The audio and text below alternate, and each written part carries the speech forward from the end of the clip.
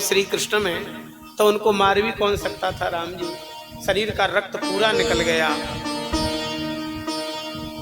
पूज्य बाबा को होश आया, पूरा प्रशासन बाबा के चरणों में था, डीएमएसएस जिले के सब। बाबा आप आज्ञा कर दो। कौन था, कौन था? हमने अनेक बार ऐसा अनुभव किया कि जिन जिन लोगों ने हमला किया था बाबा उनको पहचानते भी थे, लेकिन प्रणाम करें करोड़ों बार उनके चरणों में, नाम ही नहीं लिया। ब्रज में रहना है, ब्रज के आराध्य का भजन करना है। हमको हमारे किसी कारण से किसी भी ब्रज में रहने वाले एक जंतु को, किसी प्राणी को भी अगर पीड़ा हो गई तो हमारा ब्रजवास व्यर्थ हो जाए। ये पूज्य बाबा का। तो धर्मम ब्रवीष धर्मज्ञ धर्मोसी स्वरूप धृक यत धर्म कृतस्थानम सूचकस्यापि तद्भवेत्।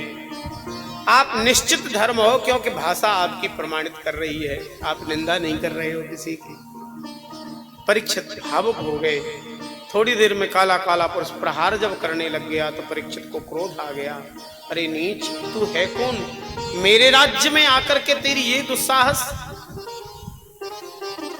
इतना सुनना था कि वो काले काले राजा जैसे चिन्हों को धारण करने वाला जो पुरुष था वो साष्टांग पड़ गया परीक्षित के चरणों में। त्राहिमाम त्राहिमाम त्राहिमाम, आपकी शरण में है, आपकी शरण में। अब शरण शब्द सुनते ही परीक्षित का क्रोध कम हो गया। ये शरण शब्द है ही ऐसा।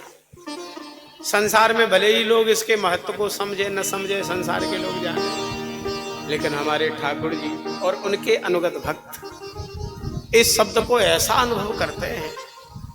भगवान तो कहते हैं कोटि भी प्रबंध लागहि जाओ, कोटि भी प्रबंध लागहि जाओ, कोटि भी प्रबंध लागहि जाओ, कोटि भी प्रबंध लागहि जाओ।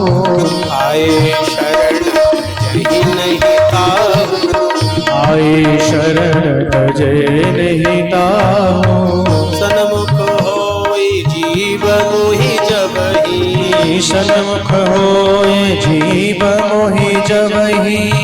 जन्म कोटि अघनासहि तबहि, जन्म कोटि अघनासहि तबहि। चाहे जैसा कोई अपराधी हो, कैसा भी हो, एक बार उनकी शरण में आए। भगवान कहते सब अपराधों को उसी क्षण में भूल जाता है। और वैसे भी भक्तों में लक्षण होता है। परीक्षित ने कहा तू दुष्ट है जानता हूं, लेकिन तू शरण में आ गया ना, इसलिए अब मैं तेरा वध तो नहीं करूंगा। जाओ, मेरी सीमा को छोड़ करके तुम चले जाओ।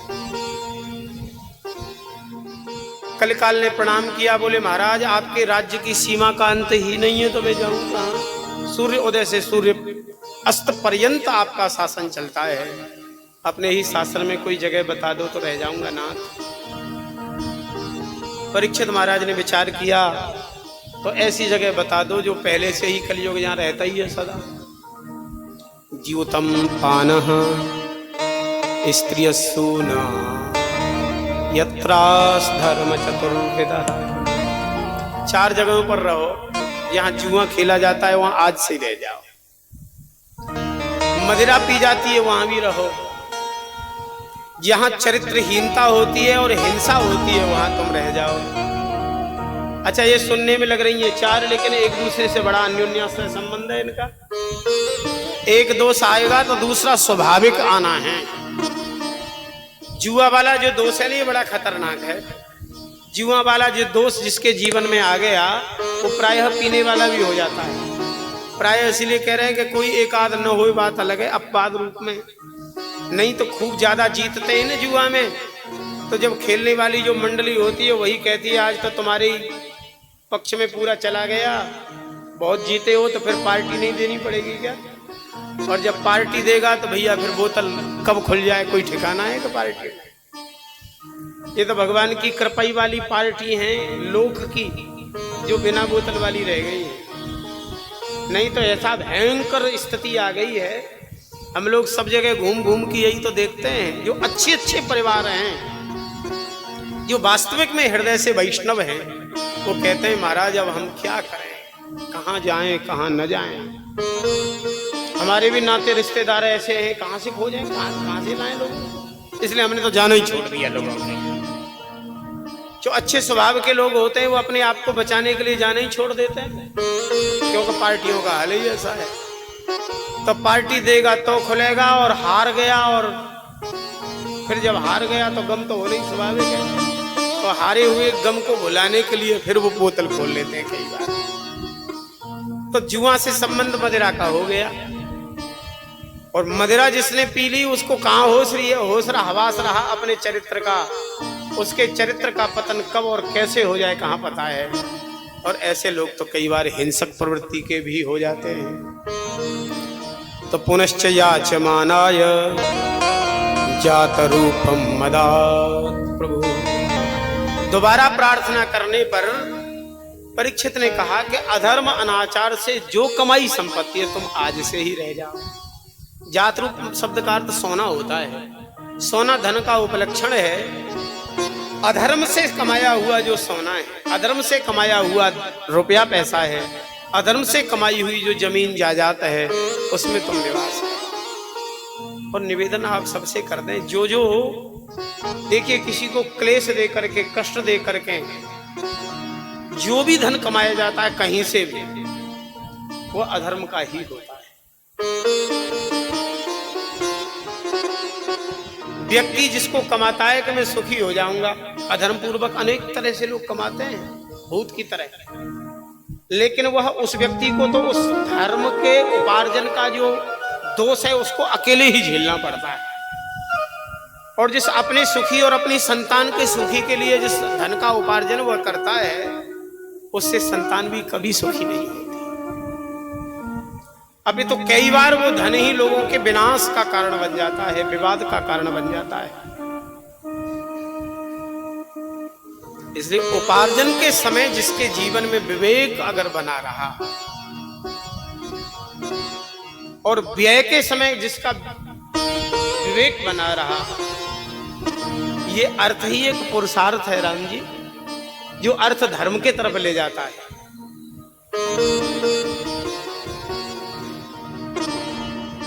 कलिकाल ने अधर्म से उपार्जित स्वर्ण आदि में निवास करना प्रारंभ किया। परीक्षित महाराज के खजाने की सफाई हुई। अधर्मी अनाचारी स्वभाव के जरासंध ने अधर्म अनाचार से धन एकत्रित किया, स्वर्णादि मणि आदि, उससे एक रत्न जटित स्वर्ण का मुकुट निर्माण कराया, नहीं पहन पाया। भगवान श्री कृष्ण ने भीम के द्वारा उसका वध कराया। उसी मुकुट को सेवकों के आग्रह पर महाराज परीक्षित ने पहना।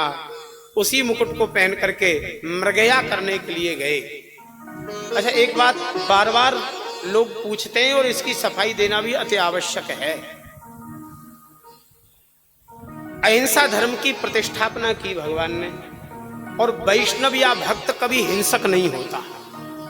वो मन और वाणी से किसी की हिंसा नहीं करता। तो परीक्षित का शिकार करने गए, हर व्यक्ति एक ही वाक्य का प्रयोग हम लोग करते हैं कि शिकार करने गए और वहां ऐसा हो गया।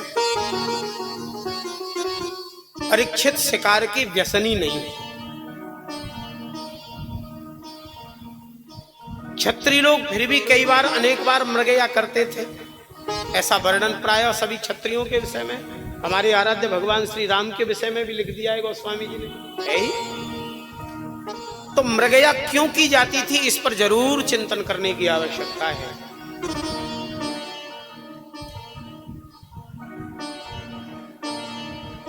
एक मृग होता है कृष्ण मृग, वो थोड़ा जब दीर्घ काल का हो जाता है तो उस कृष्ण मृग के नाभि में कस्तूरी प्रकट हो जाती है।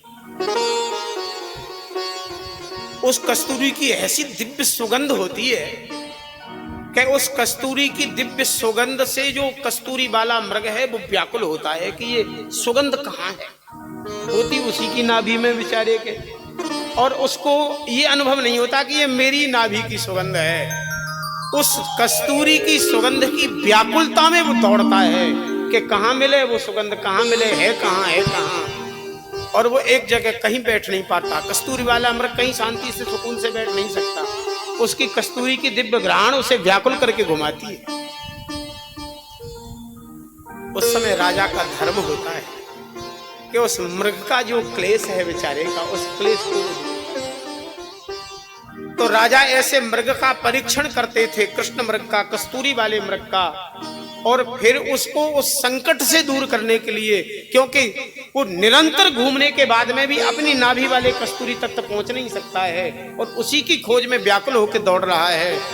ऐसी स्थिति में उसका शिकार करते राजा लोग, और उसकी जो मृग चर्म हुआ करती थी वो किसी योगी ऋषियों को भेंट कर देते तो वो मृग भी धन्य हो जाता। और उस कस्तूरी को लेकर के जब ढाल करके चंदन में घिस करके भगवान को अर्पित करते, कस्तूरी तिलकम ललाट पटले वक्षस्थले कौस्तुभम, तो उस समय कस्तूरी जैसे ही भगवान के ललाट पर जाती कि वह मृग तत्काल उस देह को छोड़ करके, उस योनि को छोड़ करके शंख चक्र गदा पद्म धारण करता और सीधे भगवत लोक हो जाता, भगवत धाम जाता। पंडित जगन्नाथ मिश्र जी ने अपनी गंगा लहरी में इस भाव को वर्णन किया है। गंगा लहरी में उन्होंने एक भाव व्यक्त किया, बोले भगवान हे माँ गंगा, आपकी कितनी महिमा होगी इसका हम क्या वर्णन करें। कोई स्वयं प्रत्यक्ष आकर के स्नान करे गंगा जी में, उसकी कितनी महिमा होगी हम क्या वर्णन कर सकते हैं। तो उन्होंने एक अलंकार प्रस्तुत किया, भाव प्रस्तुत किया। बोले कुछ देवांगनाएं आती हैं और अपना श्रृंगार करती हैं कस्तूरी से, और कस्तूरी से श्रृंगार करने के बाद वो आप में डुबकी लगाती हैं। अब डुबकी तो लगाई उन देवांगनाओं ने आप में, कस्तूरी उनके श्रीअंग में, उनके शरीर में था।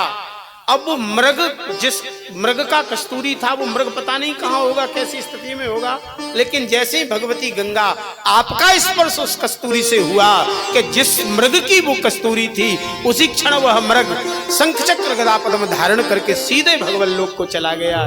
ऐसी गंगा मैया आपकी महिमा है। तो जब भैया गंगा जी में उस मृग की कस्तूरी का स्पर्श हुआ तो भगवत धाम गया, तो वो चंदन में घिस के भगवान तक पहुंचा दो तो भी भगवान के लोक को चला जाएगा।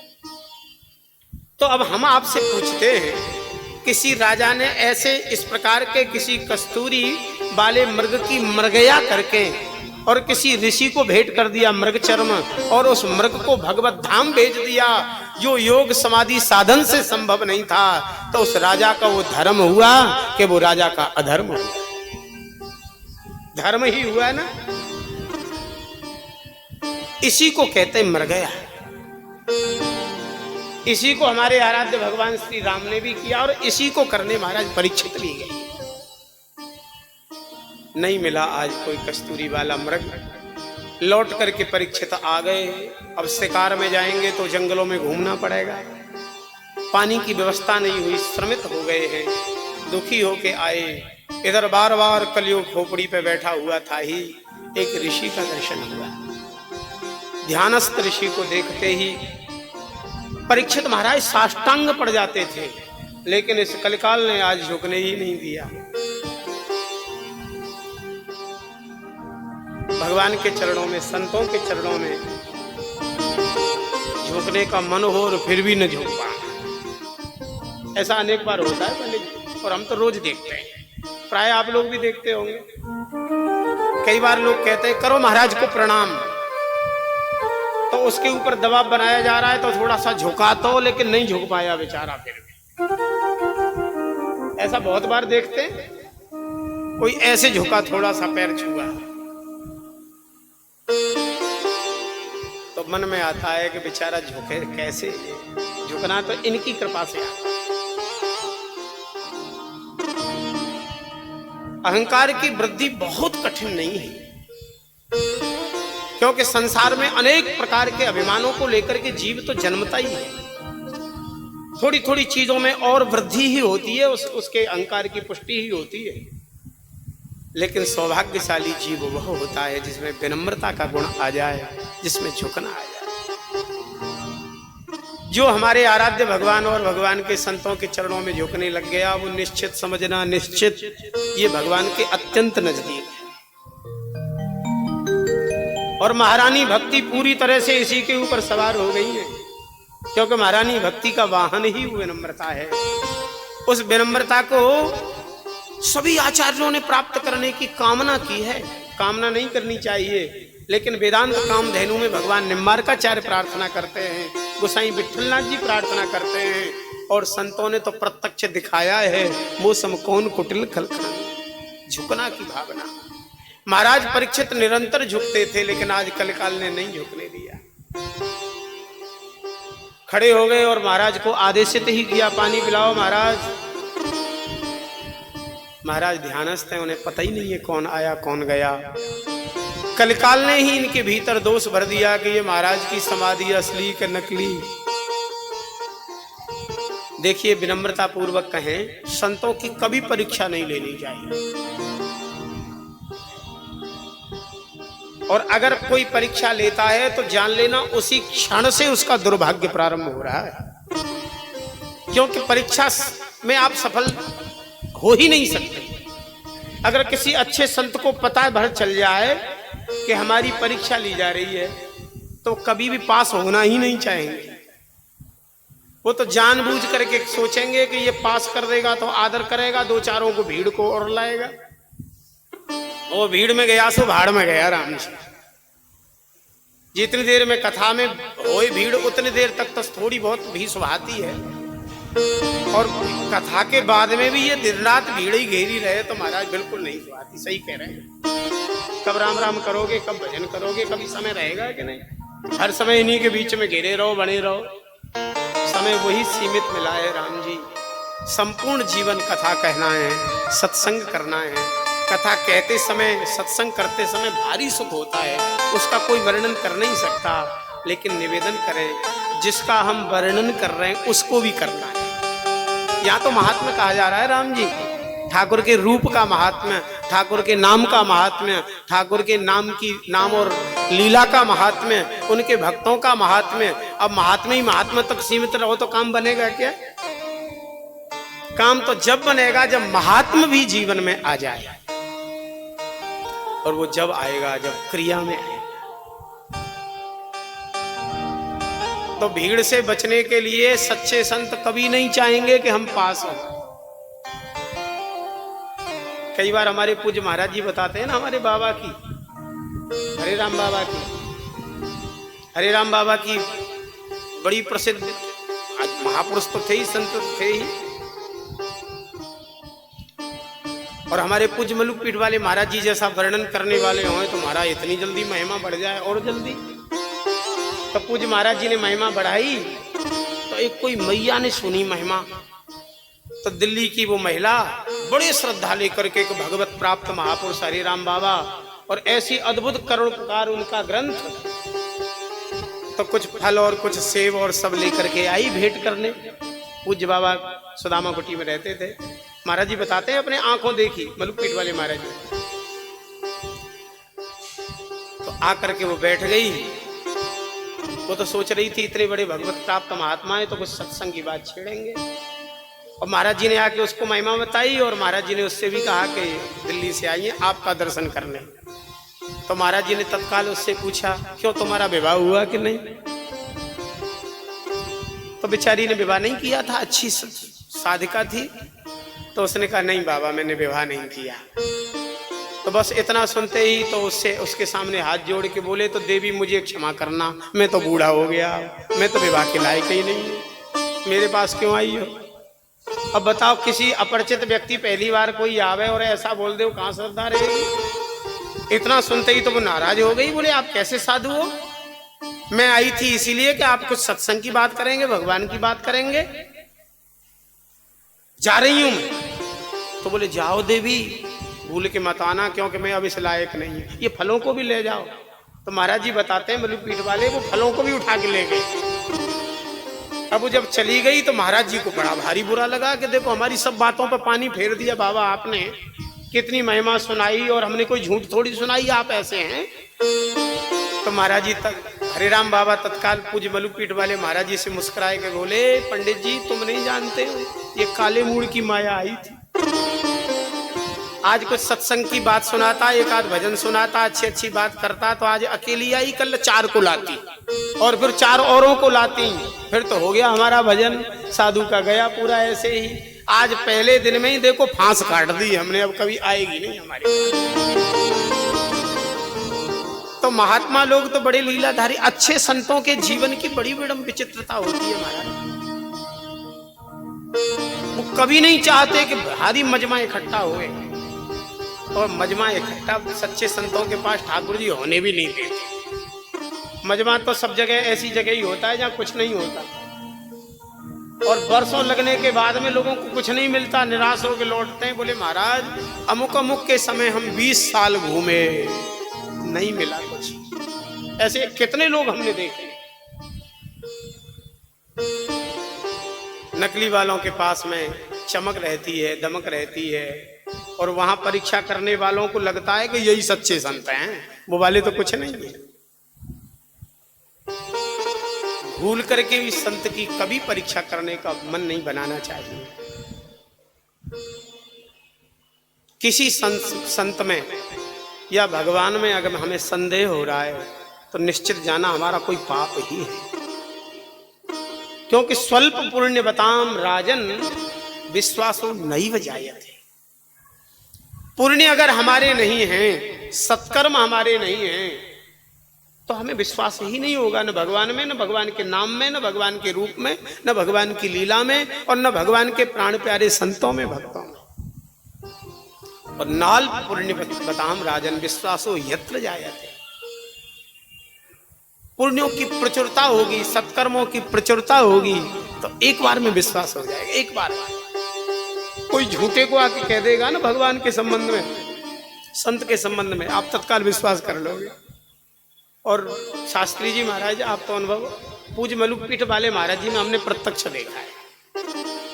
पंडित जी उनसे कोई आकर के कितनी भी देर कैसे भी बीमार हों और कोई कह दे भगवत संबंधी बात करनी है, तो महाराज जी उठ के बैठ जाएंगे, और वो घंटों लगा दे कि हमें भगवान ऐसे मिलते हैं, नहीं मिल, तो महाराज जी बड़े प्रेम से सुनते हैं।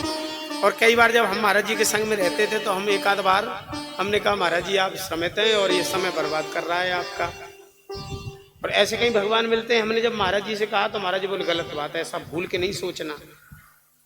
वो कह रहा है कि हमें भगवान मिल गए, भगवान का हमें अनुभव हुआ, तो ये बात मानने में कौन सी हानि है। इसको हो गया तो उसमें भावुक होना चाहिए कि जब इसको हो गया तो ठाकुर जी हमारे ऊपर भी कृपा करो जरूर, और कृपा करेंगे। और तुम्हारे मन में आ गया कि ऐसे झूठ बोल रहा है, तो फिर तुम्हारा भाव ही खत्म हो गया, अपराध बन गया तुमसे। तो संतों में और भगवान में कभी संशय नहीं करना चाहिए, और संशय करने वाला तो रहता ही कब है। संशय आत्मा विनश्यति। परीक्षित ने संशय किया, जीवन का सबसे बड़ा दोष इनका जीवन में यही है। समाधि असली के समाधि नकली, वही कलयुग आ गया अमृत सर्प के रूप में।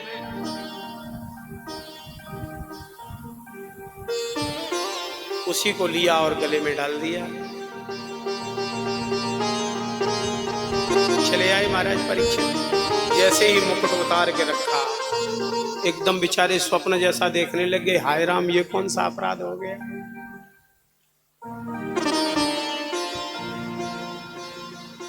कोई भी प्रजा का व्यक्ति गलती करता, दंड देने का अधिकार मुझे है। अब ये दंड तो, ये गलती तो मुझसे ही हो गई है, मुझे दंड कैसे मिले। दंड की व्याकुलता में चिंतन कर रहे हैं महाराज परीक्षित। इधर समीक मुनि की समाधि खुली, उनके पुत्र श्रृंगी ने कौशिकी नदी का जल लेकर के बाघ वज्रम विसर्ज, वाणी का ऐसा विचित्र वज्र चलाया, इत लंघित मर्यादम तक्षक सप्तमे हनि। जिस किसी ने इस अमर्यादा का पालन किया उसको तक्षक नाग 7वें दिन डस ले। गौरमुख नाम के शिष्य को महाराज परीक्षित ने भेजा, श्री समीक मुनि ने भेजा। गौरमुख नाम के शिष्य ने जैसे ही बताया कि आपको सांप लग गया, तो परीक्षित महाराज व्याकुल नहीं हुए। दंड का अपराध अगर इसी जन्म में झेल लिया जाए, प्राप्त हो जाए, तो वहां तो नहीं झेलना पड़ेगा कम से कम। अच्छा हुआ ऋषिवर आपने मुझे दंड का, अपराध का दंड दिया। तत्काल उन्होंने क्षण भर नहीं लगाया, अपने पुत्र जन्मेजय को राजा बनाया और सब कुछ छोड़ करके भगवती पतित पावनी गंगा के तट पर विराजमान हो गए। इधर संतों को पता चला कि संत सेवी, गौ सेवी, धर्मनिष्ठ, नामानुरागी चक्रवर्ती महाराज परीक्षित को साप लग गया, भीड़ आने लग गई महात्माओं की। देखिए, संतों में और संसारियों में यही होता है। संसार में जितने प्रेमियों की वृद्धि होती है वो धन आदि से संबंधित होती है, प्रतिष्ठा से जुड़ी होती है।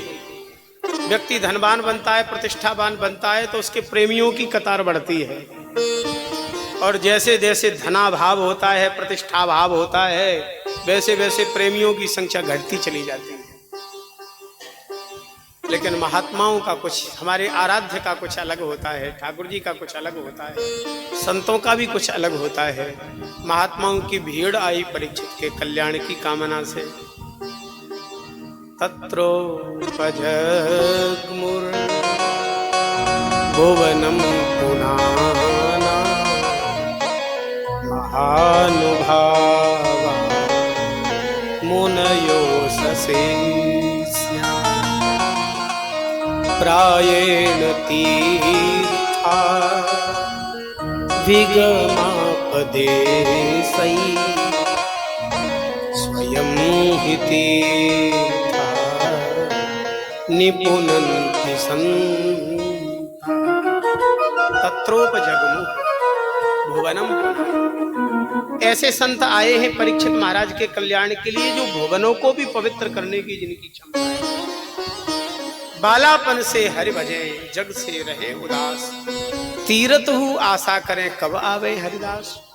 ऐसे अनंत अनंत संतों को महाराज परीक्षित ने जैसे ही आते देखा, लौट गए चरणों में साष्टांग, और उनको निश्चित हो गया कि इतने संतों की प्राप्ति के बाद तो मेरा कल्याण हो ही गया।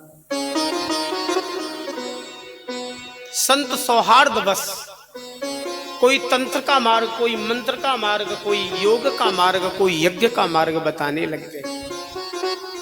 लेकिन परीक्षित महाराज को तो ये सब मार्ग थोड़े से श्रम वाले लग रहे हैं, और हैं ही। गोस्वामी जी कहते, कर्म उपासन ज्ञान वेद मत सो सब भांति करो। ये जितने भी साधन हैं कल्याण के साधन हैं, और कल्याण होता है, लेकिन हर व्यक्ति इसका अधिकारी नहीं है। नाम और जो कथा का मार्ग है ना, ये अत्यंत सहज राज मार्ग है। बिना श्रम के जीव का कल्याण होता है, कथा के मार्ग से और भगवान नाम के मार्ग से। परीक्षित महाराज भी उसी मार्ग के प्रेमी हैं, और पहले से नाम मार्ग पर चल रहे हैं। अब कथा और नाम दोनों एक संग जुड़ जाएं, इसलिए परीक्षित ने हाथ जोड़े और सब संतों को प्रणाम किया, और हाथ जोड़ के कहा, भगवान तमोपयातम प्रतियन्तु विप्रा गंगा च देवी धृतचेतमीशे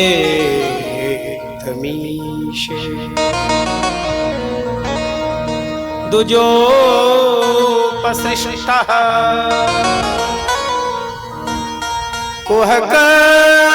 कुहकस्तक्षको वा दशत्वलं कायत विष्णुवा। हे संत भगवान, कुहक आ जाए, तक्षक आ जाए, साक्षात भगवान शेष नारायण आकर के मुझे डस लें, रंच मात्र भी कोई खेद और चिंता नहीं।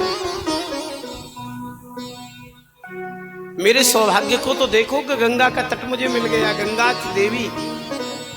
आप संतों का संग मिल गया, किसी को जीवन में एक महात्मा मिल जाए, भगवान की कृपा, संत विशुद्ध मिलहि परते ही, चितवहि राम कृपा कर जेहि, जब द्रवहि दीन दयाल राघव, साधु संगति पाइये, यह दरस परस समागमादिक पाप राशि नसाई।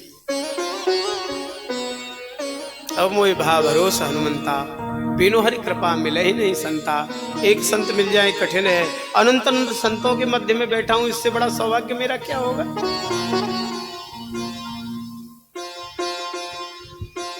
और सबसे बड़ा सौभाग्य तो धृत चित्त मीशे, इस समय मेरा चित्त ही श्री कृष्ण में लग गया है, श्री कृष्ण में धरा हुआ है, धृत रख दिया है। अब ये चित्त हमारे प्राण वल्लभ के चरणों में स्थिर हो जाए, ये जीव की जीवन की सबसे बड़ी धन्यता है। अब तो गायत विष्णु गाथा, आप कहेंगे कि जब धृत चित्त मीशे हो गए तो विष्णु गाथा गायत क्यों कहा, क्योंकि चित्त भगवान तक पहुंच जाए, यहीं तक पूर्णता होनी चाहिए, इससे आगे भी कुछ क्या। बोले हाँ जी, इससे भी आगे है। चित्त भले ही हमारे आराध्य के चरणों में है, लेकिन वैष्णव को अपना कालक्षेप तो करना ही है। कालक्षेप केवल भगवान नाम और भगवत कथा से ही वैष्णव करना चाहता है।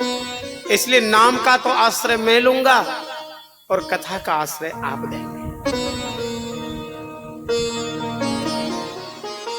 गायत विष्णु गाथा, सभी कथावाचक हैं। और आश्चर्य है कि कथावाचक हों और विनती भी की जाए कि कथावाचक कुछ कहो, और न कहें तो ज्यादा आश्चर्य है, कहना भी चाहिए। हमारे महाराज जी कई बार हमसे, हमारी आदत है मुझ मलुक पीठ वाले महाराज जी के सामने हम नहीं बोलते, बना हुआ है शुरू से अब तक चला है तो निभ गया, अब क्या है, निभ ही गया।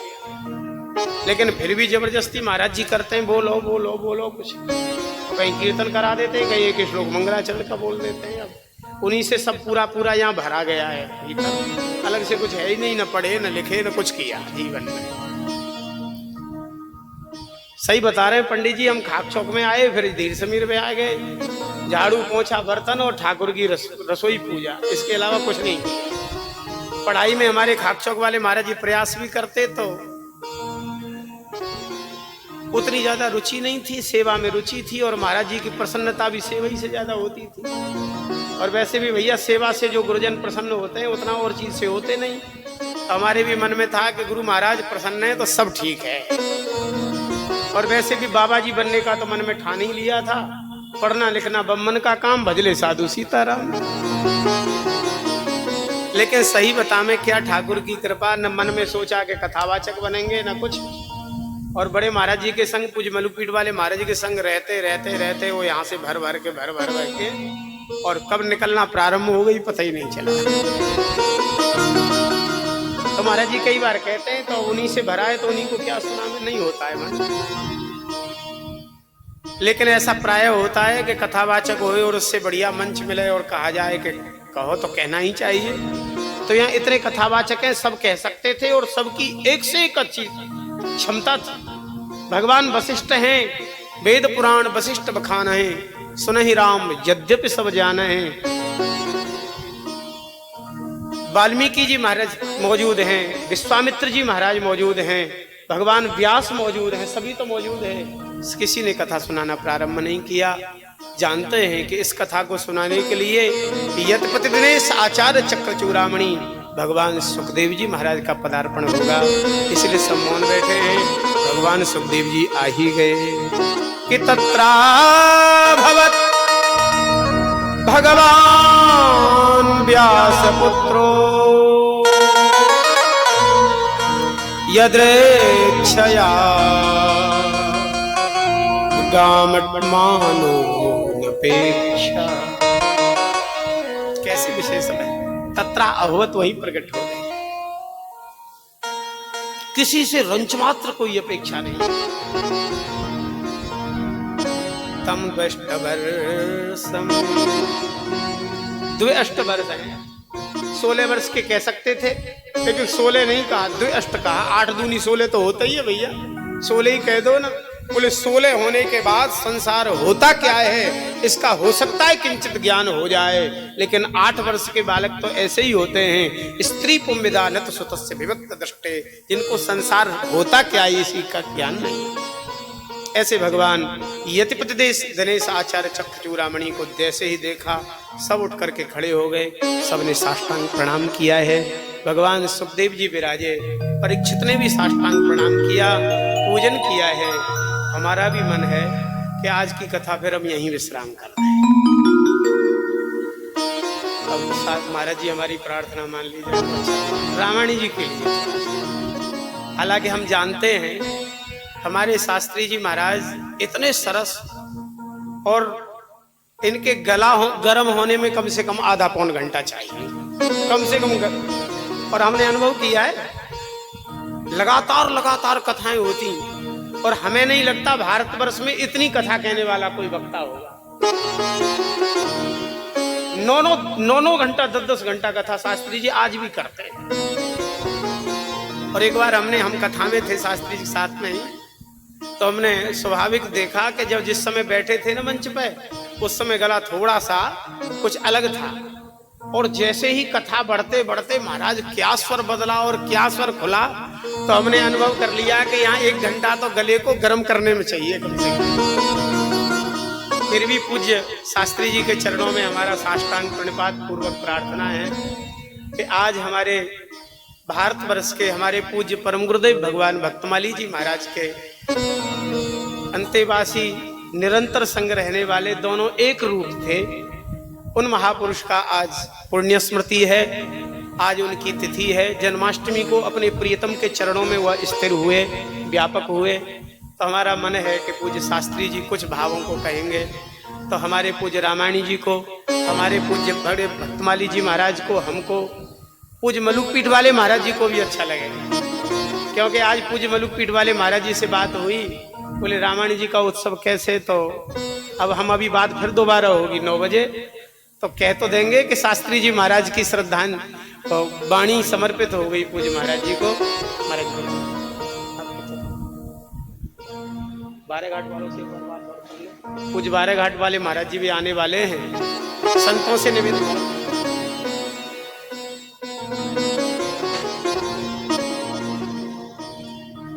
ठीक कर देना, माइक एकदम सही बनाना। ये वाला दे दे क्या?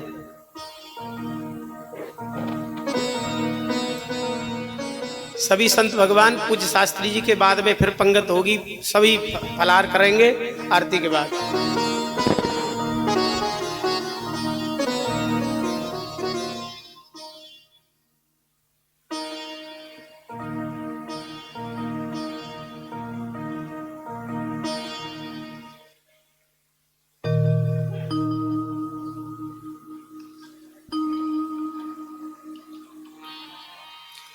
श्री हरये नमः। नमोस्तु रामाय रथारूढ़ो गच्छन् पथिमिलित भूदेव पटले स्तुतिर्ब्रह्माणीनामपि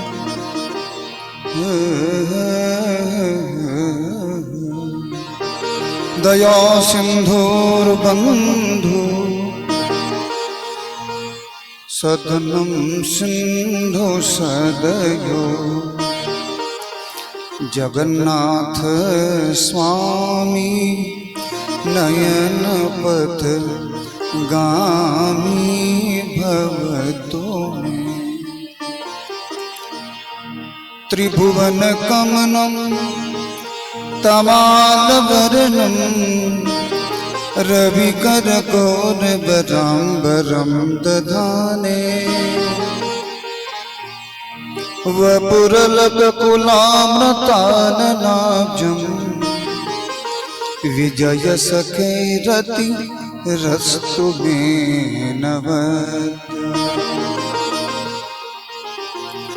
श्री रामदूतं शरणं प्रपद्ये श्री सद्गुरु चरण कमलेभ्यो नमः।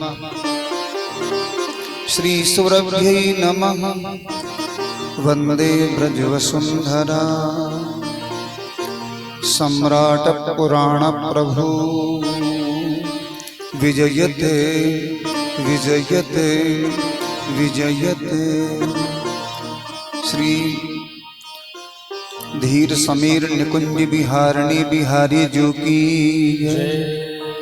श्री शालिग्राम भगवान की जय। नित्य साकेत बिहारणे बिहारी जो की जय श्री यमुना तट बिहारणे बिहारी जो की सिंहपुर हनुमान जी महाराज की जय रस रूपा श्री यमुने महारानी की जय श्रीमद् भागवत भगवान की जय अनंत श्री समलंकृत साकेत वासी भक्तमाली जी महाराज की जय अनंत श्री समलंकृत साकेत वासी श्री रामायणी जी महाराज की जय अनंत श्री समलंकृत भक्तमाली श्री पूज्य श्री मामा जी महाराज की जय सर्व संत वैष्णव भगवान की जय अनंत श्री परमाराध्य श्री मलुक बिहारी सरकार की जय पूज्य श्री धीर समीर बिहारी सरकार की सर्व संत वैष्णव भगवान की जय सीताराम जय सीताराम सीताराम जय सीताराम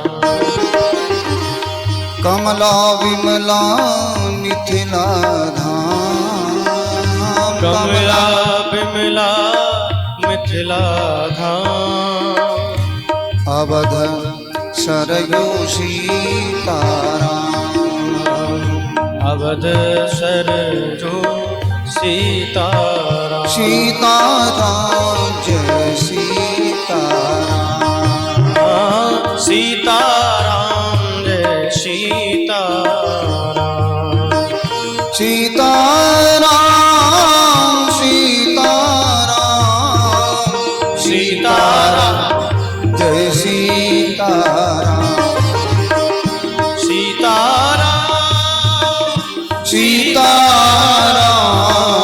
सीताराम सीताराम सीताराम जय सियावर राम सीताराम जय सियावर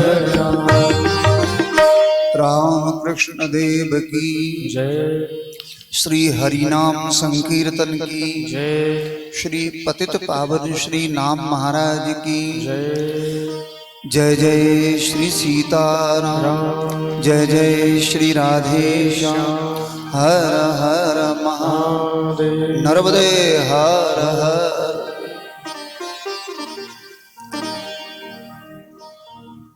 श्री हरि शरणम।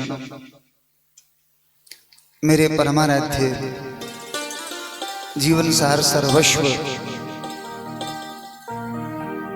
मधुराति मधुर श्री धीर समीर निकुंज बिहारणी बिहारी जी जो सदैव मंद मंद मुस्कुराते रहते हैं, इनके युगल चरणों में, इनके सर्वांग में और इनके अभिन्न मेरे परम श्रद्धे पूज्य श्री, जिनमें मुझे पूज्य श्री मलुक बिहारी सरकार का ही दर्शन होता है, उनके युगल चरणों में पूज्य चरण श्री भजनानंदी महापुरुष जो हमारे एक आदर्श और एक अद्भुत अद्भुत जिनकी जीवन शैली है, जिनके लिए कहा गया है जब द्रवहि दीन दयाल राघव तब ऐसे साधु संगति पाई। जब द्रवहि दीन दयाल राघव, तो भगवान जब द्रवित हो तब कैसे संतों का दर्शन हो, तो ऐसे संतों का दर्शन हो। तो पूज्य चरण के युगल चरणों में और यहाँ विराजमान मेरे सभी मुद मंगलमय संत समाजियों हैं, वस्तुतः वो जंगम हैं और कृपा पूर्वक कभी यहाँ दर्शन देते हैं, कभी परिक्रमा मार्ग में दर्शन देते हैं, कभी कहीं किसी रासलीला के मधुर पंडाल में बैठे दर्शन देते हैं। इससे इनका ये जंगम सिद्ध हो जाता है कि ये चलते रहते हैं। महाराज जी, आपकी कृपा के लिए ये दास सदैव सदैव सदैव सदैव प्रभु मुख कमल बिलोकत रहें, कबहु कृपाल हम ही कछु कहें। सतत हम लालायित रहते हैं, मेरी यात्राएं होती हैं, व्यस्त हूं, कथाओं, ये सारी बातें बिल्कुल निर्मूल है। मैं पूर्ण अवकाश में हूं। और आपने अनुभव किया होगा, मैंने पिछले विगत वर्षों से बहुत समय से अपने पूरे व्यक्तित्व को संवरण कर लिया। कुर्मुंगानी सर्वशः, मैं कोशिश में लगा हूं कि मेरा जीवन के अंतिम श्वास तक मैं अंतर्मुखी हो जाऊं।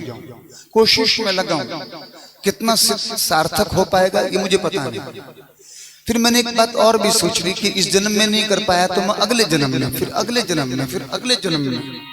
जन्म कोटि लगी रगड़ी हमारी राघव, जन्म कोटि लगी बरऊ शंभु, और बरऊ शंभु नतुर कुमारी, जन्म कोटि लगी। तो मुझे ऐसे भरोसा है कि करत करत अभ्यास के संभवत कोई जन्म में पार लग जाए।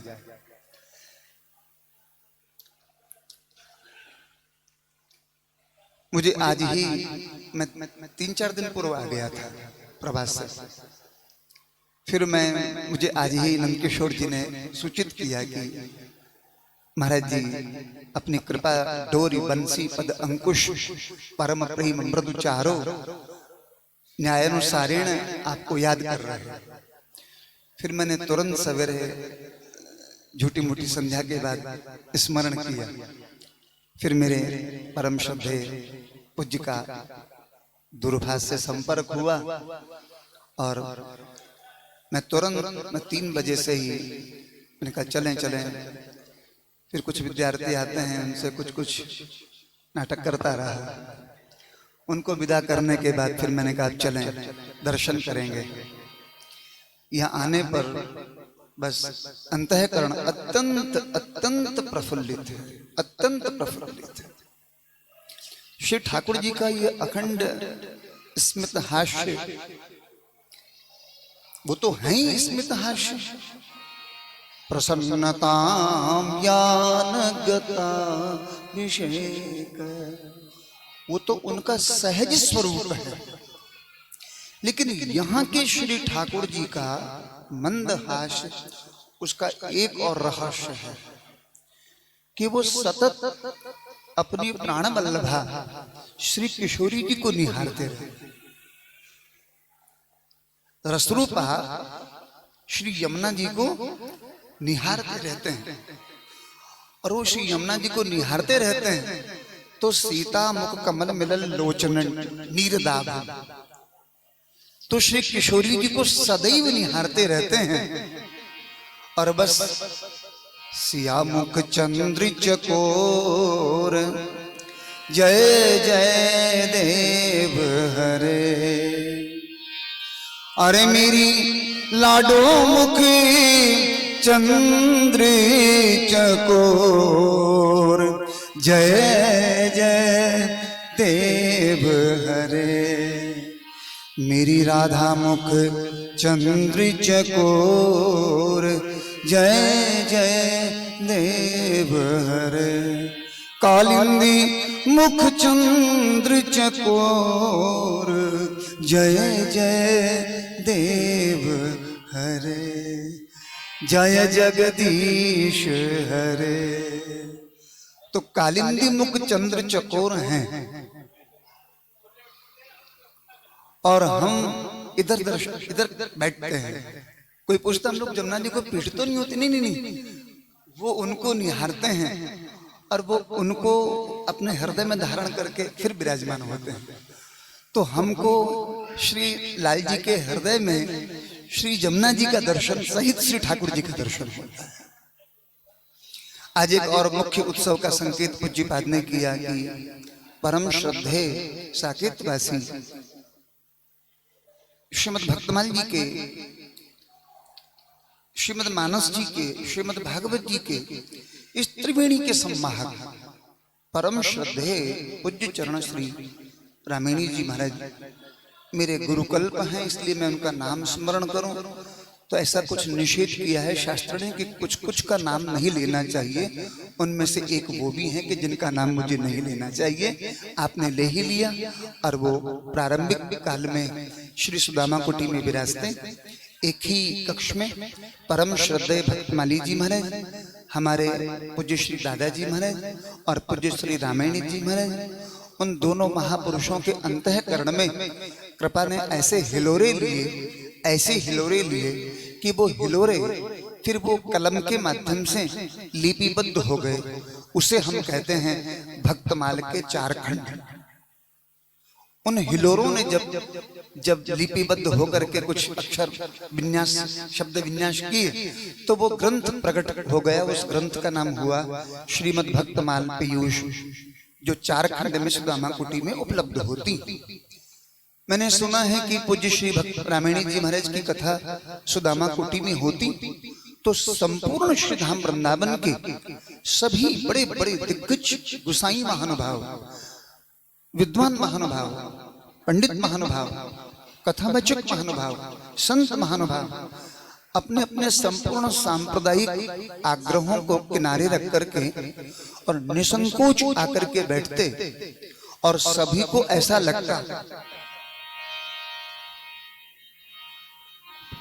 बिनु पहचाने लगे प्राण होते प्यारे हैं, बिनु पहचान लगे सब ही कहते हैं ये हमारे हैं, हमारे हैं। जैसे आज वर्तमान में शकुंतला माता परम श्रद्धेय श्री मलुक पीठाधीश्वर महाराज जी को अगर हम छोटी रासमंडल में हित हरिवंश महाप्रभु का चरित्र गाते सुनते हैं, तो अथवा उनको हम किसी गौड़ीय समाज में कोई रूप गोस्वामी का चरित्र गाते सुनते हैं, अथवा उनको हम शरणागत आश्रम में वाल्मीकि या राम नाम की महिमा सुनते हैं, अथवा और कहीं कुछ सुनते हैं, तो सबके चित्त में एक ही बात आती है, ओफो, महर्षि के चिंतन में कहीं कोई सांप्रदायिकता का कोई, यानी जितनी लाड़ लड़ा करके तुलसी चरित्र गान किया है और जितनी उदारता से श्री रामानंद स्वामी जी का चरित्र गान किया है, उतनी ही उदारता से और उतनी मंजुल मंजुलता के साथ में हित हरिवंश महाप्रभु का चरित्र गान किया। इससे आज भी हमें उस अतीत का दर्शन पूज्य श्री महाराज जी में होता है, और महाराज जी की ही आत्मा वही जायते न्यायानुसारेण आपका दर्शन, आपका भव्य तिलक स्वरूप। महाराज जी मैं तो क्या निवेदन मैं कहूँ, तो मुझे परिक्रमा मार्ग में कोई भी ब्राह्मण साधु महात्मा बहुत विशाल तिलक देखकर दर्शन करता हूँ, तो मैं एक बार तो मानसिकता में कहता हूँ कि हो न हो ये मेरा गुरु भाई ही होगा, क्योंकि इसने निश्चित रूप से ये भव्यता कहाँ से प्राप्त की होगी।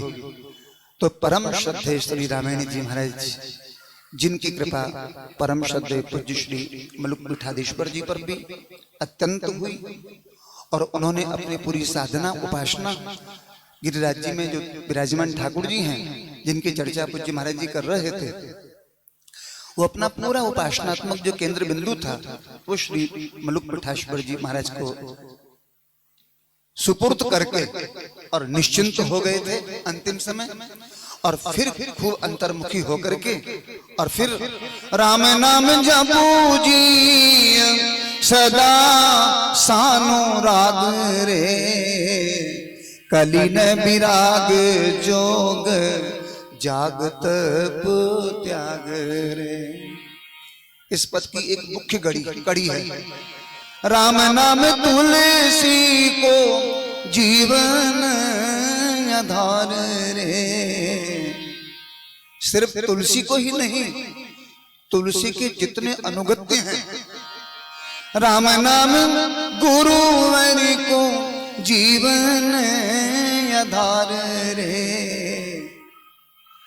राम नाम पूज्य मामा जी को जीवन धार रे, राम नाम संतन को जीवन धार रे, राम नाम इन रसिकन को जीवन धार रे, राम नाम गिरिधर को जीवन आधार।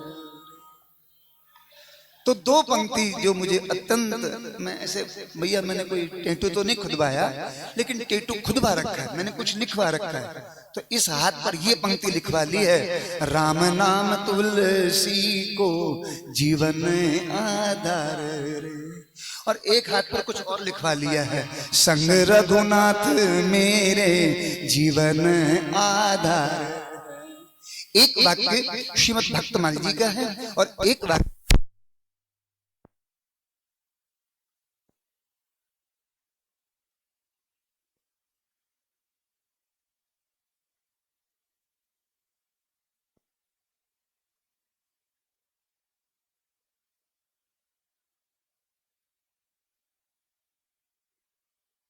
राम जय सीताराम, सीताराम जय सीताराम जय सीताराम जय सीता। ये स्वर मुझे बहुत प्रिय है, बहुत प्रिय। मैं श्री अवध में जब ग्रंथावली पढ़ रहा था तो मुझे कवितावली कुछ गाना होता, फिर यहाँ आने पर जब भक्तमाल का गान किया, फिर मुझे लगा मैं कुछ संगीत पाठशाला में जाऊं। तो मुझे पूछा संगीत वाले गुरुजी ने कि कौन सी राग सीखना चाहोगे सबसे पहले। मैंने कहा सबसे पहले हम अनुराग राग सीखना चाहेंगे। तो उन्होंने मुझे पूछा कि अनुराग राग कौन सी है। मैंने कहा महाराज जी बाजा बजाना जरूर नहीं आता, लेकिन गा के सुना सकता हूँ, क्योंकि अयोध्या जी में मैं रोज सुनता था, राम नाम जपू जी सदा सानो राग रे, सदा सानो राग रे, कलिन विराग जोग जागत त्याग। राम नाम मातु पीतु स्वामी समरथ ही तू, आस राम नाम की भरोसो राम नाम। फिर इसी स्वर में मैंने चित्रकूट में परम श्रद्धेय पूज्य पंजाबी भगवान के चरणों में मुझे लगभग 16 साल तक बैठने का सौभाग्य प्राप्त हुआ। तो हमारे एक और आराध्य मेरे बहुत आदर्श महापुरुष थे, हमारे पूज्य दादा भक्तमाली जी महाराज के गुरु भाई थे, अनंत श्री साकेतवासी पुजारी श्री रामचंद्र दास जी महाराज। तो वो मुझे कभी कहते कि कुछ सुनाओगे, तो मैं पूछता महाराज जी क्या सुनाऊं। तो वो बड़े भाव से कहते कवितावली रामायण सुनाओ। तो मैं लगभग कवितावली उनको कुछ कुछ प्रणाम करता।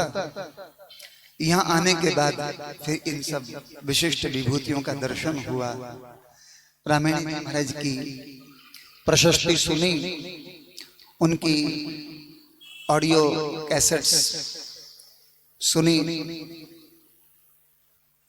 कई रूप में, और उनकी जो कथा शैली थी शकुंतला माता, कोई जवाब नहीं, कोई जवाब नहीं, कोई जवाब नहीं।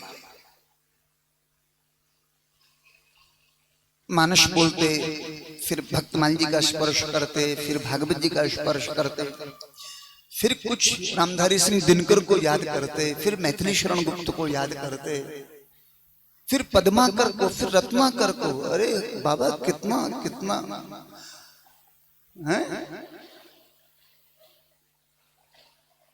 हमहू कहावे पे छठा न पाए। हमने भी लगभग सभी साहित्यकारों को याद किया, केवल उनसे ये प्रेरणा ली कि कथा की शैली ऐसी होनी चाहिए। नाना पुराण निगमागम सम्मतम यद् रामायणे निगदितम क्वचिदन्यतो। रामायणे बहुवचन है, चरितम रघुनाथस्य शतकोटि प्रविष्टरम। तो रामायणे निगदितम, बहुत प्रसंग ऐसे मिलेंगे जो कहीं देखने को नहीं मिले। तो किसी ने गोस्वामी जी पर दावा ठोक दिया कि बाबा ये कहां से आपने प्रस्तुत किया पुष्प वाटिका को? तो उत्तर कहते हैं क्वचिदन्य तोपी, क्वचिदन्य तोपी। कुछ संतों के हृदय के उद्गार प्रकट हो गए और फिर तो ये प्रेरणा प्रारंभिक काल में दास ने परम श्रद्धे श्री रामायणी जी महाराज से ली। पूज्यपाद के श्रीमुख से कथा का उपक्रम हुआ। सबसे पहला कुंती का स्मरण महाराज जी ने किया। बैठे बैठे मुझे गवास लग रही थी, गवास लग रही थी। एक न्याय है, वो महाराज जी समझेंगे, आप नहीं समझेंगे। बैठे बैठे मुझे गवास लग रही थी कि कुंती का स्पर्श किया है। क्या बात है। नाभाजी कह रहे हैं कुंती कर तूती ऐसी करे कौन भूत प्राणी, कुंती कर तूती ऐसी करे कौन भूत प्राणी। ऐसा क्या वैशिष्ट था उनमें? बोले मांगती विपत्ति जासो भाजे सब जन। भगवान से विपत्ति में कहती हैं, मांगने की याचना के समय कहती हैं मैं आपकी बुआ लगती हूँ। भारतीय संस्कृति में बुआ को, बहन को, बेटी को मांगने का एक व्यवस्था होती है, आप दीजिए कुछ मुझे। हाँ हाँ हाँ जल्दी बोलो, जल्दी बोलो। फिर जब मांगने की बारी आई, ऐसी बात कही। आप सभी श्रीमद् भागवत के बहुत रसिक और बहुत बहुत बहुत अच्छे श्रोता हैं, तो भली भांति जानते हैं कि कुंती जी ने क्या मांगा। और मुझे ऐसा लगता है कि किसी ने कहा कि कुंती बुआ आपकी टंग स्लिप तो नहीं हो गई, मतलब आपकी जबान फिसल तो नहीं गई है कि आप सुख कहना चाहती हो और आप दुख मुंह से निकल। बोले नहीं नहीं नहीं, मैं बिल्कुल सजगता होश आवाज में बोल रही हूँ कि मुझे दुख चाहिए।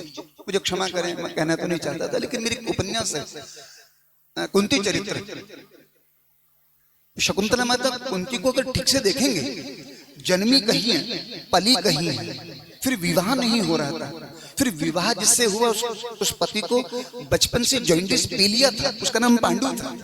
फिर समस्या ये हुई कि वो छोटी उम्र में धाम पधार गया। फिर उसके साथ एक और भी विधा लगी हुई थी। फिर दुश्मनी हुई तो सगे जेठ के साथ हुई, और उसके साथ हुई जिसके 100 बेटे थे, और 100 बेटे भी एक नंबर के डॉन थे। तो अब सोचो कितनी विपत्ति उनमें पड़ी होगी। लेकिन फिर भी वो कहती है, क्योंकि उस विपत्ति के रहस्य को समझ गई थी वो, कि ये विपत्ति नहीं है। विपदो नहीं म विपदा संपदो नहीं म संपद है। तो सबसे बड़ी विपत्ति और संपत्ति क्या है? विपदः विस्मरणम विष्णु स्मरणम, विपदः विस्मरणम विष्णु संपत् नारायण स्मृति। भगवान की विस्मृति ही विपत्ति है और भगवान की स्मृति ही संपत्ति है। इस रहस्य को समझ गई थी और वो ठाकुर से जाते समय याचना करती हैं। ठाकुर जी ने कुंती का प्रेम देखा, अपनी यात्रा पोस्टपोन कर दी, स्थगित कर दी। नहीं जाऊंगा तो चिंता मत कर, नहीं जाऊंगा। इसके और भी कई कारण थे। परीक्षित पर कृपा करनी थी, भीष्म पितामह को जैसा महाराज जी ने कहा, कई कारण थे। तो फिर उसके बाद पूज्य श्री ने कुंती को प्रणाम किया। सुन करके अंतःकरण हृदय अत्यंत प्रफुल्लित हुआ। बलिहारी जाऊं श्री कुंती भुआ को, ऐसी भुआ भगवान सबको दे। और ठाकुर जी का कितना उस पर स्नेह और कितना वात्सल्य था, ये तो बहुत विस्तार से पूज्यपाद महाराज जी ने कृपा की। भगवान श्री ठाकुर जी और पहुंच गए, जैसा कि श्रीमुख से सुना, कुरुक्षेत्र में। और वहां सयानम सरपंजरे, हल्की सी को लकड़ी की छोटी सी फांस लग जाती है ना, कितना कष्ट होता है। सोचिए, कल्पना कीजिए, इतने बाण लगे, कितना कष्ट होगा। दूसरा पहलू कहता है इच्छा मृत्यु का वरदान भी है, लेकिन नहीं नहीं नहीं, आते ही होंगे, आते ही होंगे, आते ही होंगे। अरे किस भरोसे पर कहते हो आते ही होंगे? कोई आपका उनके साथ कोई कमिटमेंट नहीं? आपने उनको निमंत्रित किया था कब? ऐसी कौन सी कहानी आपके मन को बल दे रही है कि वो आते ही होंगे? और इसमें और अंतर कथाएं बहुत हैं, और आप सब जानते हैं कि एक कथा ऐसी भी है, कृष्ण त्वदीय पद पंकज पंजरांते। फिर श्री ठाकुर जी ने द्रौपदी की पादुका उठाई है, बगल में छुपाई है। भीष्म पितामह के पास अर्धरात्रि में गए हैं, आशीर्वाद लिया है, अखंड सौभाग्यवती कहा है। ठाकुर जी ने द्रौपदी को उकसा के पूछा, जल्दी पूछ बाबा, वो कल वाला जो बाण बार बार दिखा रहे थे दुर्योधन को, उसका क्या होगा? आपने कल कहा था कि द्रौपदी 5 में से 4 की रह जाएगी, उस वाक्य का क्या होगा? और जो ही बोला तो भीष्म पितामह की नेत्र खुले और देखा कि तू कहां से प्रकट हो गई? मैंने तो किसी और को बुलाया था, तूने कहां से? बस तू कहां से? और फिर तू रात्रि में यहां तक आई है, तो अकेली तो नहीं आ सकती, तेरा हिमायती कहां है? अब हिमायती बेचारा पीछे खड़ा था, हिमायती को सामने आना पड़ा और पितामह के श्री चरणों में वासुदेव कृष्ण का प्रणाम स्वीकार। और वो पगर की नीचे गिर गई है। और ये पगर की क्या है? ये इनका विरोध है महाराज जी। संतन की पाने ही को, यहाँ संतन की पाने ही को रक्षक का हम कर्मावलंब का केचित केचित ज्ञानावलंब का, वयम तो हरिदासा नाम पादत्राणावलंब का। ये वीरद श्री ठाकुर जी का है। और बस फिर उसके बाद भीष्म पितामह ने कहा कि ओ वाह क्या बात है, क्षत्रिय राजकुमार युद्ध में शस्त्र नहीं उठाऊंगा जैसा महाराज जी ने कहा, सत्य संकल्प, लेकिन हाँ जूतियां उठा सकते हैं आप। और फिर भीष्म पितामह ने ठाकुर जी को इतना ब्लैकमेल किया। बाबा,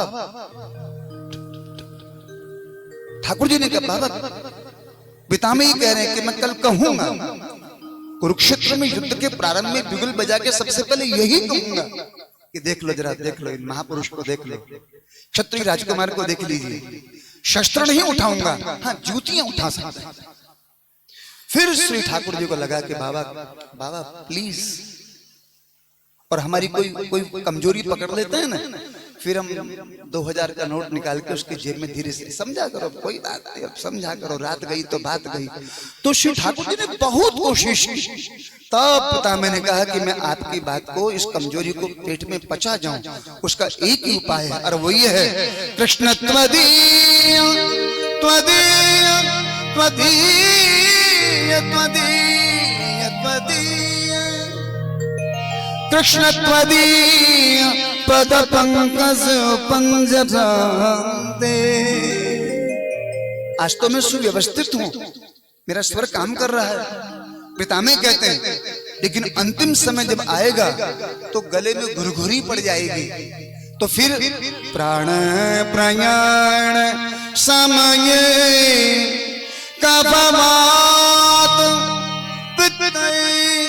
कंठावरोधन विधो स्मरणम कुतस्ते।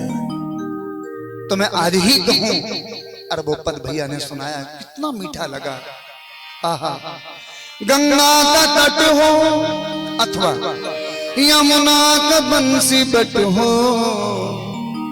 इतना ही नहीं, मेरा सांवरा निकट हो, ये कंडीशन है। बाबा तुलसी कवितावली में कहते हैं, गंगा जी की प्रार्थना करते हुए, बरु 12 बार शरीर धरो, बरु 12 बार शरीर धरो, लेकिन रघुवीर को वह तब तीर रहूंगो।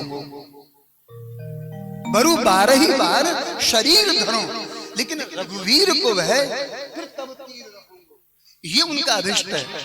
तो बंसी बट हो, इतने भर से काम नहीं चलेगा, सांवरा निकट हो, जब प्राण तन से निकले, गोविंद दामो दरमाधवेति, गोविंद दाम, गोविंद दामो। बस बस। और श्री ठाकुर जी ने एवं वस्तु कहा। तो आज भीष्म पितामह माता जी जो ठाकुर अपने प्राणों को रखे हुए हैं, वो इसी दृष्टि से कि प्रभु आवत है प्रभु आवत है, प्रभु आवत है, प्रभु आवत है, प्रभु एक ग्रंथ है महाराज जी, आपने दर्शन किया हो तो, जिनके चित्त में थोड़ी भी ठाकुर की प्राप्ति की ललक हो, उन वैष्णवों को वो ग्रंथ जरूर पढ़ना चाहिए। उस ग्रंथ का ही नाम है प्रभु आवत है, और उस ग्रंथ के लेखक हैं साकेतवासी सुदर्शन सिंह चक्र जी महाराज। पुस्तक का नाम ही है प्रभु आवत है, बस आते ही होंगे, बस आते ही होंगे, बस आते ही होंगे, अब तो आते ही होंगे। उस पुस्तक में ऐसा सजीव चित्रण किया है। तो प्रभु कृपा से फिर श्री ठाकुर जी पधारे, और आपने सुना जब कहा ठाकुर पिता मैंने प्रतीक्षितम, ये दास ने पहली बार सुना माता जी, ये मैंने पहली बार सुना महाराज जी का भाव, मुझे बिल्कुल नवीन लगा। मैं बहुत श्रुत हूँ, रोज दिग्गजों को सुनता हूँ, लेकिन फिर भी मुझे ऐसा लगा कि पहली बार महाराज जी के श्रीमुख से सुना कि मानो भीष्म पितामह का ये वाक्य निवेदनात्मक नहीं है, आदेशात्मक है। प्रतीक्षितम, अटेंशन प्लीज, खड़े रहिए सीधे। कब तक खड़े रहिए? बोले जब तक ये पांच भौतिक शरीर पंचतत्व में लीन नहीं हो जाए तब तक खड़े रहिए। और ठाकुर जी एक सजग प्रहरी की तरह बिल्कुल खड़े रहे। और दूसरा भाव बहुत प्रिय, उससे ज्यादा प्रिय का, हम किसी दुखियारे आदमी से राजू श्रीवास्तव से हॉस्पिटल मिलने जाएं तो वहां मुस्कुराते भी तो नहीं जा सकते, वो परेशानी में आदमी। लेकिन मैं जब महाराज जी कह रहे थे तो मुझे गवाश लग रही थी, तो मैं कहने वाला था, मैंने कहा महाराज जी लेकिन अगर अनंत दास जी को कहीं जाना हो तो चाहे वो कैसा भी प्रसंग हो। जयपुर में घटना घट गई, एक बहुत अच्छे श्रीमंत बाहेती परिवार के 5 आदमी केदारनाथ गए थे, जीवन की यात्रा पूरी कर गए। तो उन्होंने हमारे शुभकाल में कथा करवाई थी, बाबा के माध्यम से हम गए थे। तो फिर हमने कहा कि बाबा वो घटना ज्यादा अमंगल हो गई, उनके जरा चलें जयपुर में 5 मिनट के लिए।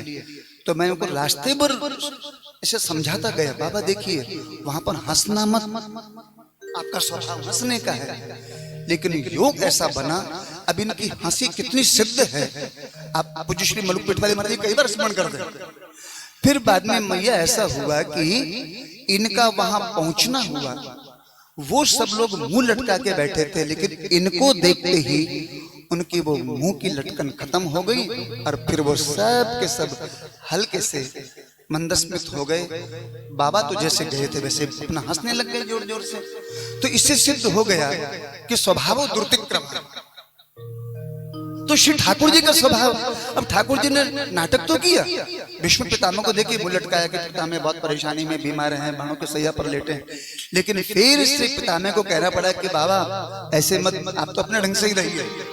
प्रसन्न हासारुण लोचनो, फिर श्री ठाकुर जी ने हल्की सी मुस्कुराहट की है, और बस लखी जी ने लाल की मुस्कान, अरे लखी जी ने लाल की मुस्कान, मुस्कान मुस्कान मुस्कान। बस फिर क्या था, ठाकुर जी की मुस्कुराहट देखी, फिर मन तह जह रघुबर बैदेही, तो श्री भीष्म पितामह अपना दुख भूल और फिर पूरी उम्र पा करके माघ शुक्ल, जैसा पूज्यपाद के श्री मुख से सुना, उत्तरायण की प्रतीक्षा कर रहे थे। उत्तरायण के दोनों अर्थ महाराज जी ने बताए। उत्तरा उसके गर्भ में ठाकुर जी ने आकर के तो उस उत्तरायण की प्रतीक्षा भी कर रहे थे, और दक्षिणायन उत्तरायण जो गीता का श्लोक है, उजाली रात अंधेरी रात, वो दक्षिणायन का भी। और मुझे याद आता है यहाँ एक माता जी की, शकुंतला माता जी के एक मित्र, बहुत अच्छी भक्त लीला माता, जिंदगी भर उसने यहाँ वृंदावन में के महात्माओं की बहुत सेवा की। मैं समझता हूँ कि नई वक्ता जो बच्चे कथावाचक बने उनकी बात तो नहीं करता, लेकिन पुराने कोई वक्ता ऐसा नहीं होगा जिसको उसने बेंगलोर में भेजा। उसी श्रृंखला में मैं भी गया, मेरी भी लगभग मुझे याद नहीं, लेकिन करीब 140-50 कथा हुई एक शहर में, सिर्फ बेंगलोर में करीब 150 कथा हुई। तो कुल मिलाकर के वहां तो वो अंतिम में हॉस्पिटल में बीमार थी, वो टीबी हॉस्पिटल के अपोलो में बगल वाले में। जी उसके आगे टीवी के आगे वाले में, ये भैया जानते होंगे, आगे जो बना है अपोलो का एक, अच्छा। तो उसको मैं मिलने के लिए गया, तो उस दिन 12 जनवरी थी। तो उसने मुझे क्या कहा, गिरधर भैया इतनी सी कृपा करो, आप व्यास महानुभाव हैं, 2 दिन की जिंदगी भगवान मुझे और दे दे। फिर मुझे शकुंतला माता सोचना में पड़ गया कि अरे जिस माता ने जिंदगी भर इस देह को नाशवान चिंतन किया, वेदांत के माध्यम से कथा सुनी, ये अभी इस देह के प्रति 2 दिन की और क्या इसकी वासना बाकी रह गई। फिर मुझे तुरंत ददामी बुद्धि योगम न्यायानुसारेण ठाकुर जी ने कहा कि ओ ये चाहती है कि 2 दिन के बाद 14 जनवरी आएगी, उत्तरायण आएगा, फिर मुझे ठाकुर जी बुलावे तो मैं हंसते हंसते चली जाऊंगी। और इतनी पुण्यात्मा थी, संयोग से 14 जनवरी हुई और फिर वो हम पधार गए। तो भीष्म पिता में भी और फिर उत्तरायण आने पर और अपने पंच भौतिक शरीर को पंच तत्व में लीन किया। पूज्यपाद के श्रीमुख से सुनकर के मन और अत्यंत मधुरता में सराबोर हो गया कि फिर श्री ठाकुर जी ने तर्पयामी तर्पयामी तर्पयामी और उनके लिए तर्पण आदि कर्म किए, तर्पणताम किए, उनका अंत्येष्टि कर्म किया। अब समय नहीं है, लेकिन रामायणी जी की बात थी इसलिए मुझे कहना था, मैं बैठे बैठे मुझे गवास लग रही थी कि मैं तुलनात्मक चिंतन करूं कि श्री रामचरितमानस में ये भागवत के सिद्ध हैं, एक रामचरितमानस का गिद्ध है। अब दोनों का देखिए, सकल पात्र अभी 5-10 दिन 15 दिन ही हुए हैं भैया, तुलसी जयंती गई है और तुलसी जयंती मेरा इष्ट दिवस होता है, क्योंकि मैंने बाबा तुलसी की जूठन खा करके अपना पेट पाला है। और तुलसीदास जी के 12 ग्रंथ मुझे ज्यादा नजदीक लगते हैं। मुझे श्रीमद् भागवत की कथा कहनी होती है तो मैं ग्रंथावली को ज्यादा गाता हूं। तो रामचरितमानस के बारे में मुझे इतना सा कहना है, सकल पात्र आदर्शी अनुपम, मानस के किसी भी पात्र को छू लीजिए, सकल पात्र आदर्शी अनुपम, को करी सकई बड़ाई, जयति जय तुलसी गुसाई। तो सकल पात्र आदर्श अनुपम, तो सबसे पहले हम रामचरितमानस के गिद्ध को देखें कि जिन्होंने श्री किशोरी जी की रक्षा के लिए अपने प्राणों की आहुति कर दी। हमने पितामह से पूछा कथा के क्रम में, उन्होंने भी पूछा कि मैंने कोई पाप नहीं किया, ये कौन से पाप का परिणाम है, इतना कष्ट मुझे। तो फिर वहां कहीं न कहीं बारीकी में ये बात वक्ताओं के मुख से सुनी है कि बाबा माफ कीजिए, ये दुर्योधन का दूषित अन्न खाने के कारण आप उस प्रसंग में जब चीरहरण हो रहा था और आप चुप्पी साधे बैठे थे, तो मैं इसका तुलनात्मक चिंतन ये कहने जा रहा था कि भीष्म पितामह का एक तर्क है, लेकिन वो लॉजिक नहीं है। वो कहते हैं कि दुर्योधन का दूषित अन्न खाने से मेरी ये दशा हुई कि मैं देखते पश्चन्न भी न पश्यति, देखते भी उसका कोई समाधान नहीं कर पाया। लेकिन गीधराज जटायु को देखिए, वो क्या करता है, गीध यादा में खग आमिष भोगी, वो तो आमिष भोगी है। यद्यपि भीष्म पितामह ने ऐसा तो कुछ नहीं खाया था, अरे कैसा भी कुछ खाया, चावल दाल तो खाए होंगे, लेकिन आहार की दृष्टि से अगर तुलना करें और इसकी कॉम्पैरेटिव स्टडी करें तो हमें ऐसा लगता है कि जटायु का आहार ज्यादा गलत है। लेकिन इतने पर भी जटायु ने श्री किशोरी जी की रक्षा करने के लिए अपने प्राणों की आहुति दे दी। और एक महाभारत के सिद्ध हैं, वो ये कहकर के पल्ला झाड़ गए और किनारे हो गए। लेकिन समय आने पर उनकी बात अपने ढंग की रही तो पितामह पर कृपा करी। और फिर आपने एक बहुत अच्छी बात कही, उसे कह के मैं अपनी बात पूरी करूं। और फिर युधिष्ठिर जी को कुछ अपशकुन होने लगे, बामयंग फरकने लगे रे, बामयंग फरकन, माताओं के बाम अंग फड़के न तो इनके लिए शुभ संकेत है, पुरुषों का बाम अंग फड़के तो अशुभ संकेत है। अब मुझे एक संस्मरण याद आ गया, उससे कहीं बिना मैं आगे नहीं बढ़ पाऊंगा। शकुंतला माता, हम बचपन में महाराज जी के शरण में, पूज्यपाद के शरण में आ गए थे। तो बड़े महाराज जी जिनका बार बार स्मरण करते हैं भक्तमाली जी महाराज का, एक दिन ऐसा हुआ कि मेरा बाम अंग फड़कने लगा। तो मैंने श्री भक्तमाली जी महाराज को प्रार्थना के चरणों में, मैं उनके श्री चरणों में, जानते हैं कि मैं बहुत मुखर था, बहुत मुखर, तो मैं उनके कपोल पर स्पर्श करके बिल्कुल पिता की भांति, बाबा की भांति उनकी गोद में सिर रख करके बात करता था। तो मैंने कहा महाराज जी आज मेरा बायां अंग फड़क रहा है। तो उन्होंने पूछा इसमें चिंता की क्या बात है? मैं कह रहा था महाराज जी मुझे चिंता हो रही है। तो उन्होंने पूछा चिंता की क्या बात है? मैंने कहा महाराज जी शास्त्र कहता है कि पुरुषों का बाम अंग फड़के तो शुभ नहीं है। अब महाराज जी का उत्तर सुनिए। महाराज जी ने उत्तर दिया कि तुमने अपने को पुरुष कब से समझ लिया? महाराज जी ने कहा कि तुम कहते हो कि पुरुषों का बाम अंग फड़के तो उनके लिए शुभ संकेत नहीं है, तो तुमने अपने को पुरुष कब से समझ लिया? और अगर फिर आगे कहा कि अगर तुमने अपने को पुरुष समझ लिया तो तुम वृंदावन वास करने लायक नहीं हो, क्योंकि वृंदावन में पुरुष बोल के केवल और केवल कृष्णं वंदे जगत गुरुं कृष्णं वंदे, तो पुरुष केवल एक ही है। मैं क्या बताऊं पूज्यपाद, उनका ये भाव सुनकर के भीतर से मन करे बलैया जाऊं, बलैया जाऊं, बलैया जाऊं, कितनी बार जाऊं, वारी वारी जाऊं, बार बार कि बाबा इतना सटीक और शास्त्र सम्मत समाधान किसके पास खोजने जाएंगे, किसके पूछने जाएंगे? किसी से पूछने जाओ तो कल आना, परसों आना, और फिर समाधान भी देगा ना तो ऐसा देगा समाधान की बस मत पूछिए क्या। तो ऐसे वो महापुरुष। और फिर आपने देखा कि पूज्य युधिष्ठिर जी के बारे में फिर उन्होंने अर्जुन को भेजा, मतलब जिष्णु को विष्णु के पास भेजा, और वो वहां गए। 3 दिन का काम था, उनको 3 महीने लग गए। लौट के आने के बाद फिर ठाकुर जी ने पूछा है, युधिष्ठिर जी ने पूछा, अर्जुन कृष्ण कुशल मंगल, प्रद्युम्न कुशल मंगल, अनिरुद्ध कुशल मंगल, सत्यभामा कुशल मंगल। गोस्वामी जी कहते कुशल प्रश्न कहीं 12 ही सबका स्पर्श किया, और जब नहीं बोल पाए, वंचितों हम महाराज हरि बंधु रूपिण, वंचितो हम, वंचितो हम, वंचितो हम, वंचितो, वंचित रह गए।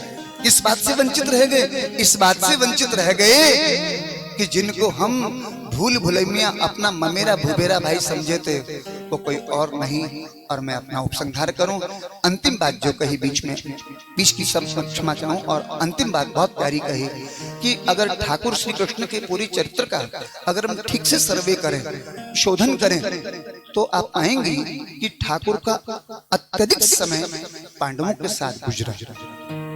ये बहुत प्यारी बात, ये मैंने सबसे पहली बार पूज्य श्री बक्सर वाले महाराज जी के श्री मुख से सुना। ये भाव इस दृष्टि से सुना कि किसी ने महाराज जी को कहा कि महाराज जी, मामा जी महाराज आप बंबई कथा कहने चलेंगे? तो महाराज जी ने पल्ला झाड़ते हुए कहा कि हम बंबई के श्रोताओं के लायक वक्ता नहीं है, हमारी योग्यता ऐसी नहीं है कि हम बंबई कथा कहने जाएं। उसके लिए आप अच्छे अच्छे प्रतिष्ठित वक्ता है किसी को चुन लीजिए। तो सामने वाले ने तुरंत आर्ग्यूमेंट करते हुए कहा कि बाबा महाराज जी अब दिल्ली तो जाते हैं, आप कहते हैं कि महानगरों में नहीं जाते हैं, तो आप दिल्ली तो खूब कथा कहने जाते हैं। तो महाराज जी ने यही उत्तर दिया कि दिल्ली तो मैं इस लोभ से जाता हूं कि दिल्ली पांडवों की राजधानी है, और इस लोभ से जाता हूं कि श्री कृष्ण मेरे प्राण प्रीतम प्यारे बहुत बहुत समय तक अपने उन 5 पांडव भाइयों के साथ में आनंद लेने के लिए, और बहुत लंबे समय तक और वो दिल्ली विराजते थे, इसलिए मैं दिल्ली जाता हूं। और उनकी पांडवों के जो नाम की फलश्रुति गाई है, धर्मो विमरदति युधिष्ठिर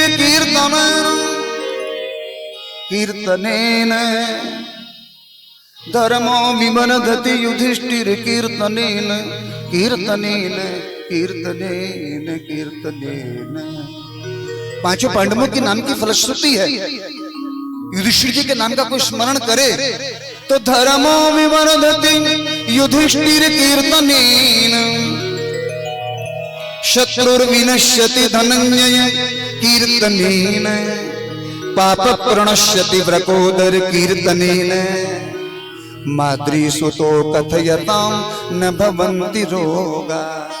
ये 5 पांडवों के नाम की फलश्रुति है जो हम कथा के अगले क्रम में पूज्यपाद के श्री मुख से सुनेंगे। और मैं कितना लेट लतीफ हूँ ये पूज्यपाद महाराज जी ने बताया।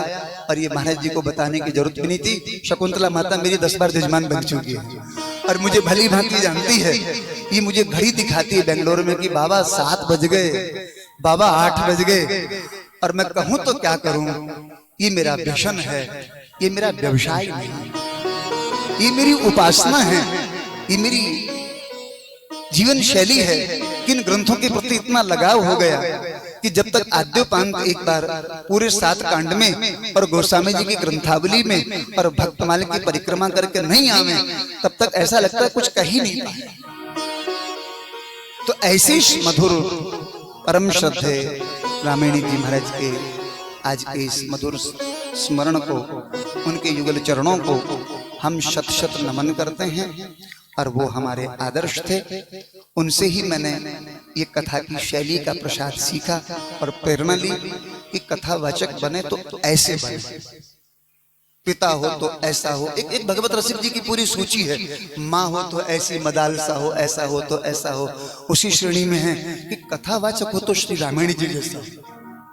इतनी ग्रंथों का प्रसाद लेकर के तो श्री पूज्य रामायणी जी महाराज को साष्टांग प्रणाम करते हैं। और उनका भरत चरित्र तो मानो मुख्य ही था। तो हम खाली एक पंक्ति प्रणाम प्रथम भरती के चरना, जासुनी व्रत जाहि नबर, जासुनीम व्रत जाई नबरना, जासु नाम भव भेषज हरन घोर त्रय सूल, सो कृपाल तो ही मुहि पर सदा रह अनुकूल। इति वार्ता। मैं फिर आपका मधुर दर्शन करूंगा और पूज्यपाद श्री महाराज जी दास की वाचा स्खलता के लिए मैं क्षमा प्रार्थी हूँ। और आप सभी मेरे आदर्श और रसिक श्रोताओं को मेरा शत शत नमन है। आइए आरती का दर्शन करते हैं और फिर प्रेम से प्रसाद पाते हैं। जय श्री श्री राम जय राम जय जय राम, श्री राम जय राम जय जय राम, श्री राम जय जय राम, श्री राम जय राम जय जय राम, श्री राम जय राम जय जय राम।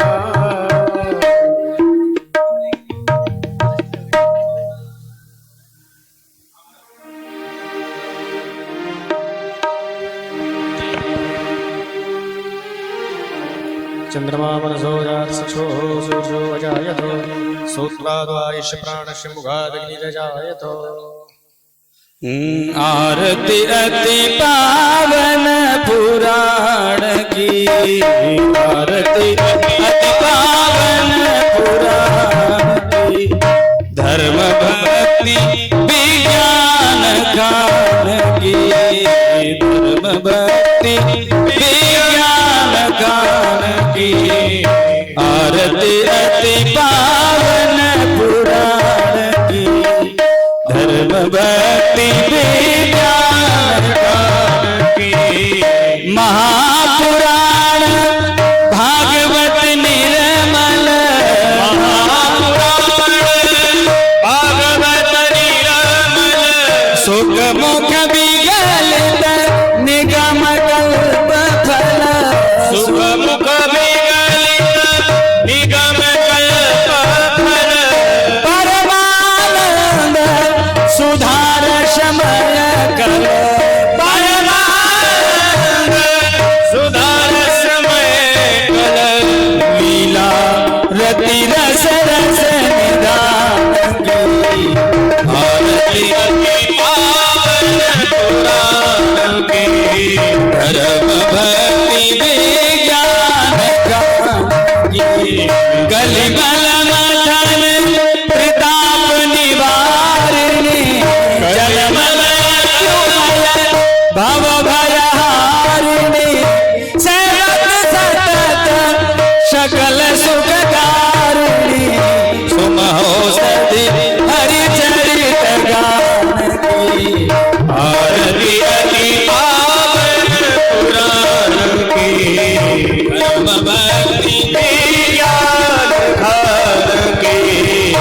विषय विलास विमोह विनाशिनी विमल विराग विवेक विकासिनी भगवत रहस्य प्रकाशिनी परम ज्योति परमात्म ज्ञान की आरती अति पावन पुराण की धर्म भक्ति की ज्ञान खान की परमहंस मुनि मन उल्लासिनी परमहंस मुनि मन उल्लासिनी रसिक हृदय रस रास विलासिनी रसिक हृदय रस रास विलासिनी भुक्ति मुक्ति रति प्रेम सुदासिनी भुक्ति मुक्ति रति प्रेम सुदासिनी कथा किंचन प्रिय सुजान की आरती अति पावन पुराण की भक्ति विज्ञान कार की आरती अति पावन पुराण की आरती अति पावन पुराण की आरती अति पावन पुराण देव शांतिरंद्र जुम शांति पृथ्वी शांतिरावः शांतिरोगदया शांति वनपदया शांति पृथ्वी देवाः शांति ब्रह्म शांति सर्वगम शांति शांति